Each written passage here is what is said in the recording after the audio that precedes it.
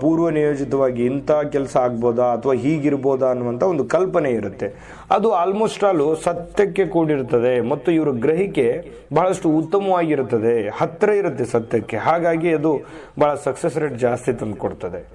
ಇನ್ನು ಇವರು ಈ ಲೇಖನಿ ಪುಸ್ತಕಗಳಿಂದ ಉತ್ತಮ ಧನಲಾಭವನ್ನ ಪಡಿತಕ್ಕಂಥದ್ದು. ಕೆಲವೊಂದು ಜನ ಪುಸ್ತಕಗಳಿಂದ ಓದುವಂಥದ್ರಿಂದ ಲಾಭವನ್ನು ಪಡಿಬಹುದು, ಮಾರಾಟ ಮಾಡುವಂಥದ್ರಿಂದ ಲಾಭವನ್ನು ಪಡಿಬಹುದು. ಒಟ್ಟಾರೆ ಪ್ರತ್ಯಕ್ಷ ಪರೋಕ್ಷವಾಗಿ ಪುಸ್ತಕಗಳಿಂದ ಇವರಿಗೆ ಲಾಭ ಇರುತ್ತೆ. ಇನ್ನು ಕೆಲವೊಬ್ರು ಉತ್ತಮ ದೈಹಿಕ ತಜ್ಞರು ಮತ್ತು ಈ ಮೇವು ಅಥವಾ ಹೊಟ್ಟು ಮಾರಾಟದ ವ್ಯಾಪಾರದಲ್ಲಿ ಬಹಳಷ್ಟು ಆಸಕ್ತಿಯನ್ನ ವಹಿಸ್ತಾರೆ. ಈ ಕೃಷಿ ಕ್ಷೇತ್ರದಲ್ಲಿ ಅಂತ ಹೇಳ್ಬೋದು. ಕೃಷಿ ಕ್ಷೇತ್ರದಲ್ಲಿ ಉತ್ತಮವಾಗಿರ್ತಕ್ಕಂಥ ಆದಾಯವನ್ನು ಪಡಿತಕ್ಕಂತಹ ವ್ಯಕ್ತಿಗಳಾಗಿರ್ತಾರೆ.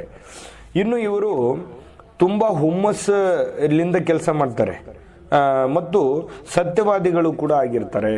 ಯಾಕಂತಂದ್ರೆ ಇವ್ರ ಕೆಲಸದಲ್ಲಿ ಒಂದು ದೃಢತೆ ಇದೆ.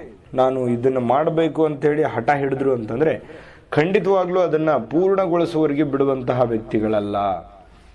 ಮತ್ತೆ ಇವರು ಉತ್ತಮವಾಗಿರ್ತಕ್ಕಂಥ ರಕ್ತ ಪಿತ್ತದ ವೈದ್ಯರಾಗಿರ್ತಾರೆ. ಬಹಳಷ್ಟು ಜನ ವೈದ್ಯಕೀಯ ವೃತ್ತಿಯಲ್ಲಿ ಕೆಲಸ ಮಾಡ್ತಕ್ಕಂತಹ ವ್ಯಕ್ತಿಗಳು ಜಾಸ್ತಿ ಜನ ಇರ್ತಾರೆ.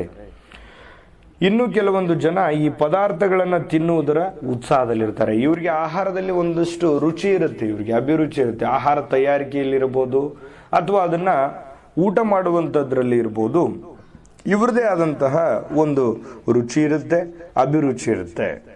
ಸರಿ, ಹಾಗಿದ್ರೆ ಇವ್ರ ಸ್ವಭಾವ ಈ ರೀತಿ ಇದ್ರೆ, ಇನ್ನು ನಿಮ್ಗೆ ಸರಳಾಗಿ ಹೇಳೋದಾದ್ರೆ ಈಗ 4 ಚರಣಗಳು ಬರುತ್ತಲ್ಲ, ಡಿ ಡು ಡೇ ಡು ಅನ್ನುವಂತಹ ಈ 4 ಚರಣಗಳ ಒಂದೊಂದು ಚರಣಗಳ ಸ್ವಭಾವ ಯಾವ ರೀತಿ ಇರುತ್ತೆ ಅಂತ ಒಂದೊಂದು ಲೈನಲ್ಲಿ ತಿಳಿಸ್ಬಿಡ್ತೀನಿ.